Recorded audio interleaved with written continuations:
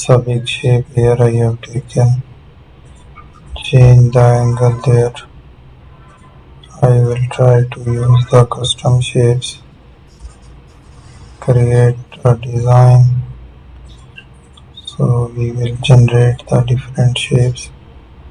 Explore the different options. Here is the butterfly shape. I will use there. Also make a shape with different color. This time I will apply the gradient and the layer style over the shape of that butterfly.